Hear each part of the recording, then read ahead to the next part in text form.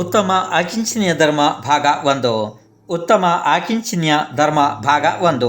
ಶ್ರೀ ಋಷಭನಾಥರಿಂದ ವರದಮಾಡೋರಿಗೆ 24 ತೀರ್ಥಂಕರರಿಗೆ ಜಯವಾಗಲಿ. ನನ್ನ ಸಮಸ್ತ ಗುರುಗಳಿಗೆ ಜಯವಾಗಲಿ. ನೀವೀಗ ಉತ್ತಮ ಆಕಿಂಚನೀಯ ಧರ್ಮದ ಭಾಗ 1 ಕೇಳ್ತಾ ಇದ್ದೀರಿ. ನೋಡಿ, ಇಲ್ಲಿ ಪ್ರಾರಂಭ ವಿಷಯ. ಕಿಂಚಿತ್ ಅಂದರೆ ಸ್ವಲ್ಪ, ಆ ಕಿಂಚಿನ್ಯ ಅಂತಂದರೆ ಸ್ವಲ್ಪವೂ ಕೂಡ ನನ್ನದು ಇಲ್ಲ ಎನ್ನುವ ಅರ್ಥದಲ್ಲಿ ಬರ್ತದೆ. ಇದು ಅಂದರೆ ನನ್ನ ಜ್ಞಾನ ದರ್ಶನ ಈ ಸ್ವಭಾವವನ್ನು ಬಿಟ್ಟು ಬೇರೆ ಯಾವುದೂ ಕೂಡ ನನ್ನದು ಅಲ್ಲ. ನಾನು ಅನ್ಯ ದ್ರವ್ಯದ ಸ್ವರೂಪದವನು ಅಲ್ಲ. ಅನ್ಯ ದ್ರವ್ಯ ನನ್ನ ಸ್ವರೂಪದಲ್ಲಿ ಇಲ್ಲ, ಅಥವಾ ನಾನು ಅನ್ಯ ದ್ರವ್ಯದವನು ಅಲ್ಲ. ಯಾವ ದ್ರವ್ಯವು ನನ್ನದು ಅಲ್ಲ, ಅದು ನನ್ನದು ಯಾವತ್ತೂ ಅಲ್ಲ. ಈ ಪ್ರಕಾರದ ಅನುಭವಕ್ಕೆ ಆಕಿಂಚನ್ಯವೆಂದು ಹೇಳುತ್ತಾರೆ. ಇಲ್ಲಿ ಇದು ಆಕಿಂಚನ್ಯ ಅಲ್ಲ, ಆಕಿಂಚಿನ್ಯ. ಇದನ್ನು ಸ್ವಲ್ಪ ನೆನಪಿಟ್ಕೋಬೇಕು ನೀವು ಇದನ್ನ.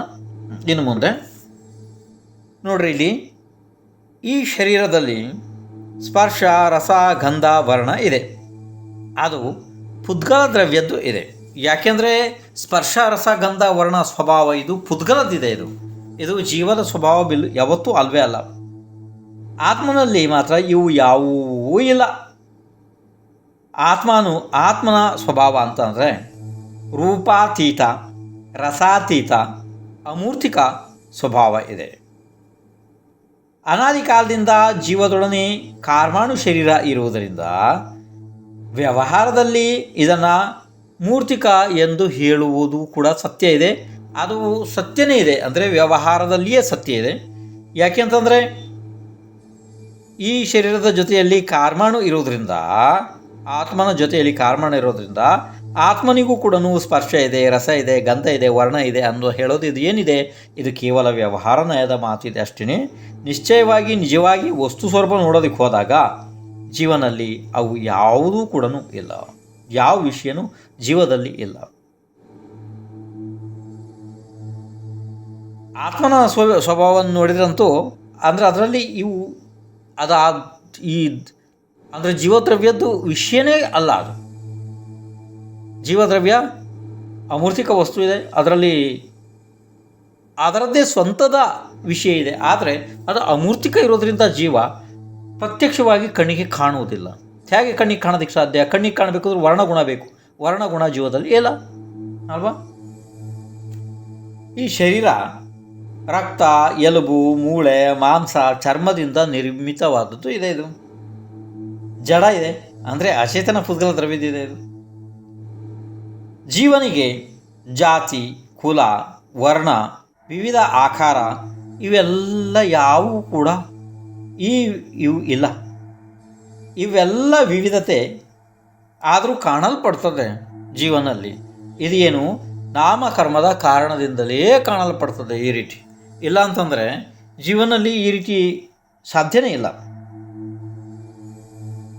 ಸಮ್ಯಕ್ತ್ವ ಧರಿಸಿದಂತಹ ಮತ್ತು ಭೇದ ವಿಜ್ಞಾನವನ್ನು ಪ್ರಾಪ್ತ ಮಾಡಿಕೊಂಡಂತಹ, ತಪದಲ್ಲಿ ನಿರತರಾದಂತಹ, ಆತ್ಮಧ್ಯಾನದಲ್ಲಿ ನಿರತರಾದಂತಹ ವ್ಯಕ್ತಿಗೆ ಯಾವ ಕಾರ್ಯ ಕೂಡ ಸಾಧ್ಯ ಆಗುವುದಿಲ್ಲ ಅನ್ನುವುದು ಇಲ್ಲ. ಅವರಿಗೆ ಎಲ್ಲ ಕೂಡ ಸಿದ್ಧಿಸ್ತವೆ.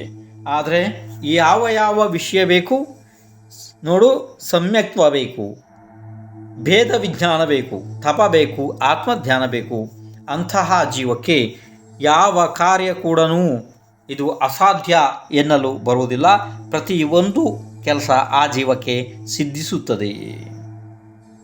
ನೋಡ್ರಿ, ಹೇಗೆ ಅಂತಂದರೆ ಇದಕ್ಕೊಂದು ಉತ್ತಮ ಉದಾಹರಣೆ ಇದೆ ನೋಡ್ರಿ.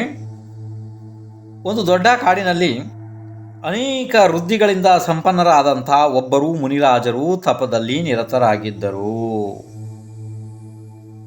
ಅವರು ವೃದ್ಧಿಧಾರಿ ಮುನಿ ಇರೋದ್ರಿಂದ ಅವರ ಪ್ರಭಾವದಿಂದ ಅಕ್ಕಪಕ್ಕದ ಗಿಡ ಮರಗಳು ಮತ್ತು ಹೂವು ಹಣ್ಣುಗಳು ಎಲ್ಲ ಗಿಡ ತುಂಬ ತುಂಬಿಕೊಂಡು ಬಿಟ್ಟು, ಸಾಕಷ್ಟು ಕೆರೆ ಬಾವಿಗಳು ಬತ್ತಿ ಹೋಗಿದ್ದುವು. ಎಲ್ಲಿ ಕಾಡೊಳಗಡೆ ಅವೆಲ್ಲ ನೀರಿನಿಂದ ತುಂಬಿ ತುಳುಕಿದವು. ಆವಾಗ ಪ್ರಾಣಿಗಳು ಕೂಡ ಪರಸ್ಪರ ವೈರಭಾವವನ್ನು ಬಿಟ್ಟು ಎಲ್ಲರೂ ತಮ್ಮ ಸ್ನೇಹಿತರಂತೆ ಬಂಧುಗಳಂತೆಯೇ ಆದವು. ಇದು ಆಶ್ಚರ್ಯಕರವಾದ ಘಟನೆ. ಈ ರೀತಿ ಆಗುವುದು ಆದರೂ ಕೂಡ ಸತ್ಯ ಇದೆ. ಕಾಡಿನಲ್ಲಿ ಏನೋ ತಗೊಂಡು ಹೋಗೋದಿಕ್ಕೆ ಅಂತೇಳಿ ಊರಿನ ಮನುಷ್ಯರು ಬರ್ತಾಯಿದ್ರು ಪದೇ ಪದೇ. ಅವರೆಲ್ಲ ಒಂದು ಸಲ ಗುಂಪಾಗಿ ಅಲ್ಲಿಗೆ ಊರಿನ ಮನುಷ್ಯರು ಕಾಡಿನ ಒಳಗಡೆ ಬಂದುಬಿಟ್ರು. ಭಾಳ ಮನುಷ್ಯರು ಬಂದರು. ಆವಾಗ ಅವರಿಗೆ ಇವೆಲ್ಲ ಆಶ್ಚರ್ಯಗಳು ಕಾದಿದ್ದು ಅಂತಂದರೆ, ಎಲ್ಲ ಋತುವಿನಲ್ಲಿ ಬರುವಂತಹ ಫಲಗಳು ಪುಷ್ಪಗಳು ಎಲ್ಲ ಕೂಡ ತುಂಬಿ ತುಳುಕ್ತಾ ಇದ್ವು ಎಲ್ಲ ಗಿಡ ಮರಗಳಲ್ಲಿ. ಎಲ್ಲ ಕಡೆಗೆ ಬೇಕಾದ ಜಾಗದಲ್ಲಿ ನೀರೆಲ್ಲ ತುಂಬಿ ನಿಂತಿದೆ ಕೊಳಗಳಲ್ಲಿ ಎಲ್ಲ. ಇದು ಏನಪ್ಪ ಆಶ್ಚರ್ಯ, ಈ ರೀತಿ ಎಲ್ಲಿಯೂ ನಾವು ನೋಡಿಲ್ವಲ್ಲ ಈವರೆಗೆ. ಈ ಪ್ರಾಣಿಗಳೆಲ್ಲ ಒಂದಕ್ಕೆ ಒಂದು ಅಪ್ಪಿಕೊಂಡು ಜೊತೆಯಲ್ಲಿ ಎರಡೂ ನಡೀತಾ ಇದ್ದಾವೆ, ಜೀವನ ಮಾಡ್ತಾ ಇದ್ದಾವೆ. ಈ ರೀತಿ ಒಂದಕ್ಕೊಂದು ದ್ವೇಷನೇ ಇಲ್ವಲ್ಲ, ಇದು ಏನು ನಾವು ನೋಡ್ತಾ ಇದ್ದೀವಿ ಅಂತ ಹೇಳಿ ಆಶ್ಚರ್ಯ ಆಯಿತು ಅವರಿಗೆ. ಅವರು ಹೋಗಿ ಊರಿನ ಎಲ್ಲರಿಗೂ ಹೇಳಿದ್ರು, ಮತ್ತು ಊರಿನ ರಾಜನಿಗೆ ಮಂತ್ರಿಗೆ ಎಲ್ಲರೂ ಹೇಳಿದ್ರು. ಅವರು ಕೂಡ ಎಲ್ಲ ಈ ಆಶ್ಚರ್ಯವನ್ನು ನೋಡೋದಕ್ಕೆ ಕಾಡಿಗೆ ಬಂದುಬಿಟ್ರು. ಆವಾಗ ಅವರು ಬಂದು ಅಲ್ಲಿ ಮುನಿರಾಜರನ್ನು ನೋಡಿ ಕುಳಿತುಕೊಂಡ್ರು ಒಂದು ಜಾಗದಲ್ಲಿ. ಅಷ್ಟೊತ್ತಿಗೆ ಒಂದು ಘಟನೆ ಆಯಿತು. ಏನು ಅಂತಂದರೆ, ಕೃತ್ರಿಮ ಚೈತ್ಯಾಲಯದ ದರ್ಶನಕ್ಕೆ ಹೋಗಿದ್ದಂತಹ ದೇವೇಂದ್ರ, ಅಂದರೆ ದೇವತೆಗಳ ಇಂದ್ರ, ಈ ಮುನಿಗಳನ್ನು ದರ್ಶನ ಮಾಡೋದಕ್ಕೋಸ್ಕರ ಬಂದು ಅಲ್ಲಿ ಅವರಿಗೆ ನಮಸ್ಕಾರ ಮಾಡಿದ. ಆಮೇಲೆ ಅವರಿಂದ ಆಶೀರ್ವಾದವನ್ನು ಪಡೆದ, ಅಂದರೆ ಆ ಮುನಿರಾಜರಿಂದ. ಆವಾಗ ಅಲ್ಲಿ ಕುಳಿತಿದ್ದಂತಹ ಸಭೆಗೆ ಆ ದೇವತೆಗಳ ಇಂದ್ರ ಅಂದರೆ ದೇವೇಂದ್ರ ಅವರ ಅವರಿಗೆ ಆಶ್ಚರ್ಯ ಆಗಿದೆ ಎಲ್ಲರಿಗೂ ಜನಕ್ಕೆ. ಅದರ ನಿವಾರಣೆಯನ್ನು ಮಾಡ್ತಾ ಹೀಗೆ ಉಪದೇಶ ಮಾಡ್ತಾನೆ ನೋಡಿ. ಇದು ಮುನಿಗಳ ನಿರ್ಮಲವಾದ ಧ್ಯಾನದ ಕಾರಣದಿಂದ ಹೀಗೆ ಆಗಿದೆ. ಈ ಮುನಿಗಳು ಆತ್ಮಸ್ವರೂಪವನ್ನು ಬಿಟ್ಟು ಪರಭಾವವನ್ನು ಸ್ಪರ್ಶ ಕೂಡ ಮಾಡುವುದಿಲ್ಲ. ಇಂತಹ ಮುನಿಗಳಿಗೆ ಆಕಿಂಚನ್ಯ ಭಾವನೆಯು ಪ್ರಾಪ್ತವಾಗಿದೆ. ಇಂಥ ಆಕಿಂಚನ್ಯ ಧರ್ಮವನ್ನು ಪಾಲಿಸುತ್ತಿರುವ ಈ ಮುನಿರಾಜರಿಗೆ ಅನೇಕ ವೃದ್ಧಿಗಳು ಪ್ರಾಪ್ತ ಆಗಿವೆ ಅಂತ ಎಲ್ಲ ಭಾಳ ಹೇಳ್ದ. ಅದಾದಮೇಲೆ ಹೇಳ್ದ, ಆತ್ಮಸ್ವರೂಪವನ್ನು ಅನುಭವಿಸುವವರಿಗೆ ತಮ್ಮ ಆತ್ಮನಲ್ಲಿಯೇ ಪಂಚಪರಮೇಶಿಗಳು ಕಾಣುತ್ತಾರೆ. ಉತ್ತಮ ತಪ, ಉತ್ತಮ ತೀರ್ಥ ಇವೆಲ್ಲ ಆತ್ಮನಲ್ಲಿಯೇ ಇವೆ.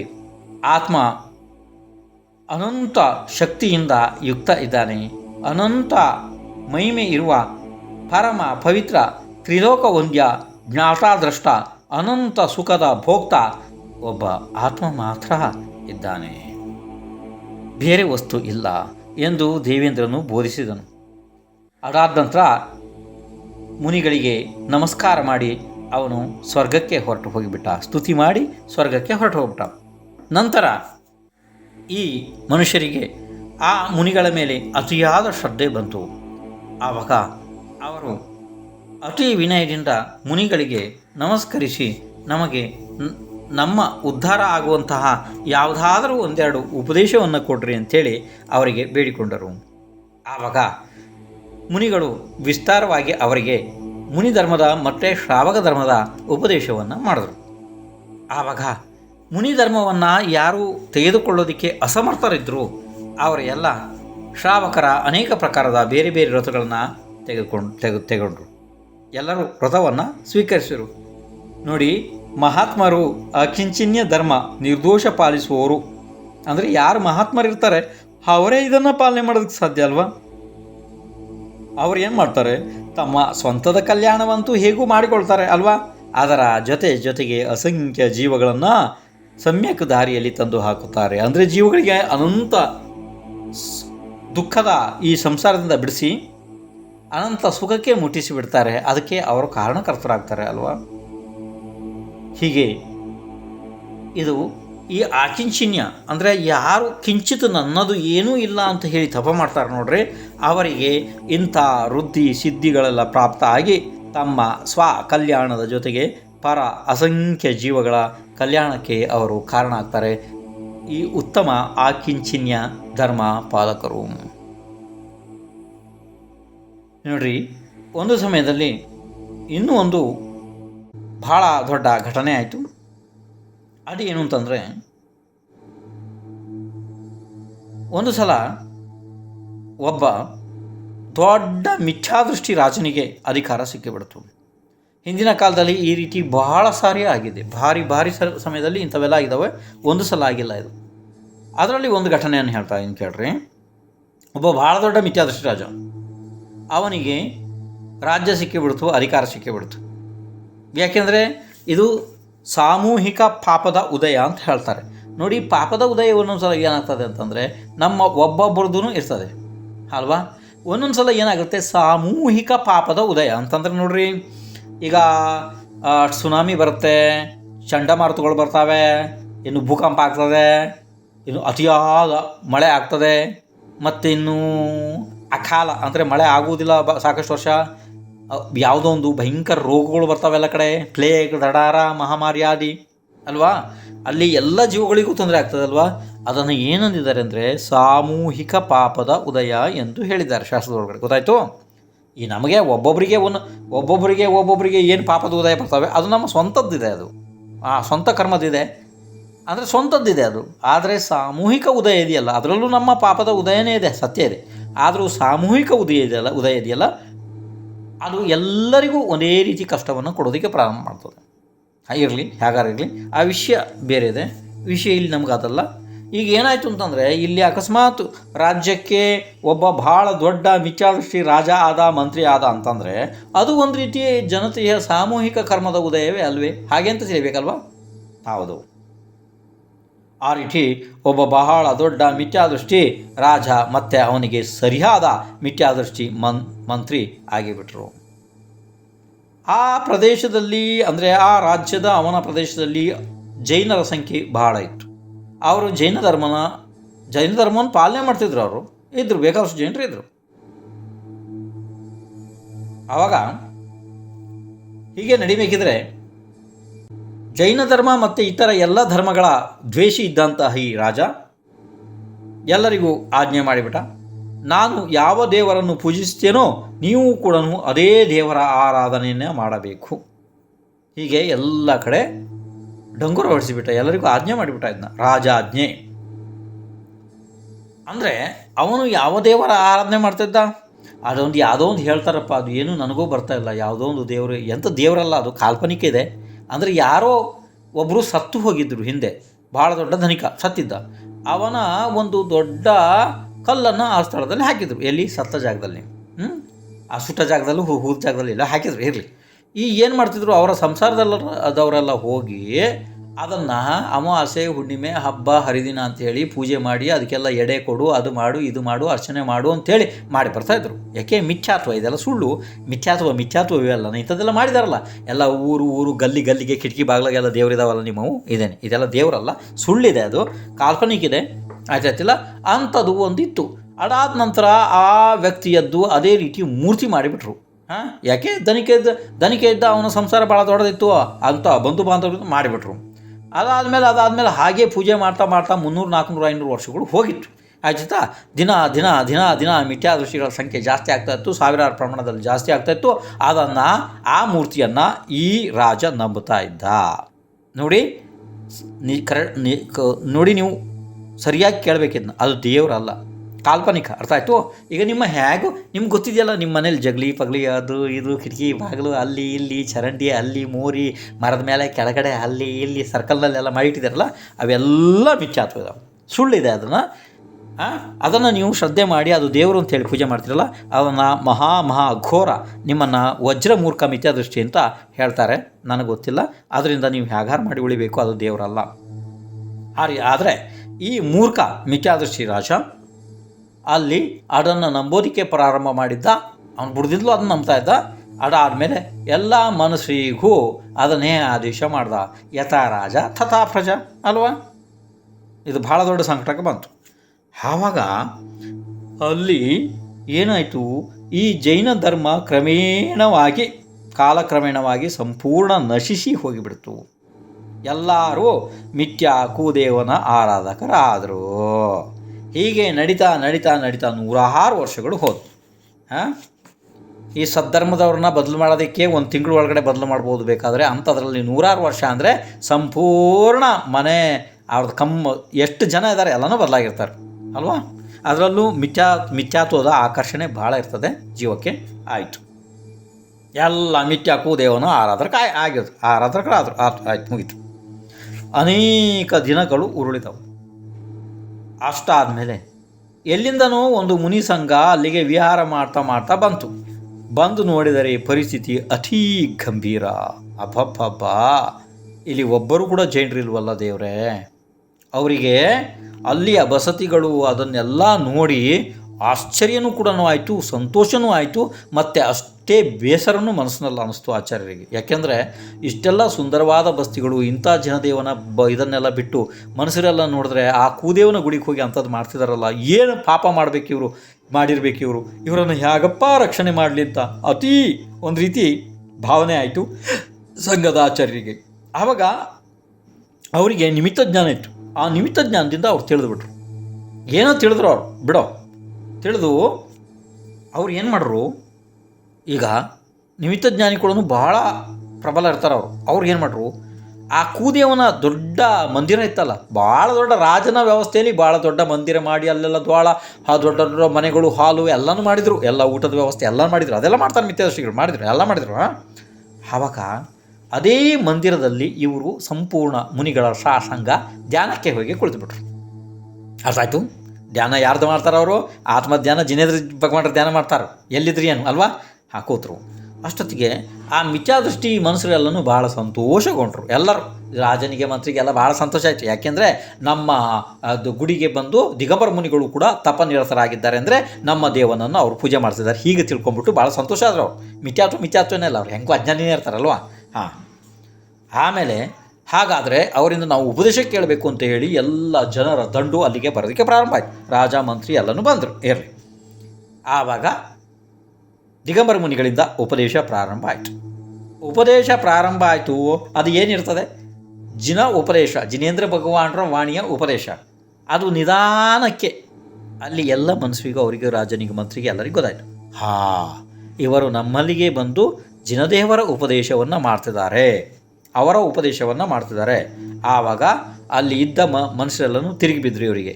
ನೀವು ಜಿನದೇವನೇ ಶ್ರೇಷ್ಠ, ನಮ್ಮ ದೇವರಿಗೆ ಎಂದು ನಮ್ಮ ದೇವರಿಗಿಂತ ಜಿನದೇವ ಶ್ರೇಷ್ಠ ಎಂದು ಸಿದ್ಧ ಮಾಡಿಯೇ ಇಲ್ಲಿಂದ ಹೋಗಬೇಕು, ಇಲ್ಲಾಂದರೆ ನಿಮ್ಮನ್ನು ಇಲ್ಲೇನೆ ಒಳಗಡೆ ಕಟ್ಟೆ ಹಾಕ್ಕೊಂಡು ನಿಮ್ಮನ್ನು ನಾಶ ಮಾಡಿಬಿಡ್ತೀವಿ ಹಾಗೆ ಅಂತ ಹೇಳಿಬಿಟ್ರು. ನೀವು ನಮ್ಮ ದೇವರಿಗಿಂತ ನಿಮ್ಮ ದೇವರು ಶ್ರೇಷ್ಠ ಎಂದು ಸಿದ್ಧ ಮಾಡಿ ತೋರಿಸ್ರಿ. ಅದಕ್ಕೆ ಆಚಾರ್ಯರಂದರು, ಅಕಸ್ಮಾತ್ ನಾನೇನಾರು ಜಿನದೇವರೇ ಶ್ರೇಷ್ಠ ಎಂದು ಸಿದ್ಧ ಮಾಡಿ ತೋರಿಸಿದರೆ ನೀವು ಏನು ಮಾಡುತ್ತೀರಿ ಎಂದು ಕೇಳಿದ್ರು. ಅದಕ್ಕೆ ಅವರಂದರು, ಹೌದಾ, ನೀವು ತೋರಿಸ್ರಿ ಮೊದಲು, ಆಮೇಲೆ ನೀವು ಹೇಳ್ದಂಗೆ ನಾವು ಕೇಳ್ತೀವಿ, ನಿಮ್ಮ ಜಿನೇಂದ್ರ ಭಗವಾನರ ಧರ್ಮವನ್ನು ನಾವು ಸ್ವೀಕಾರ ಮಾಡ್ತೀವಿ, ಜಿನದೇವನನ್ನು ನಾವು ಪೂಜೆ ಮಾಡ್ತೀವಿ ಅಂತ ಅಂದ್ಬಿಟ್ರು.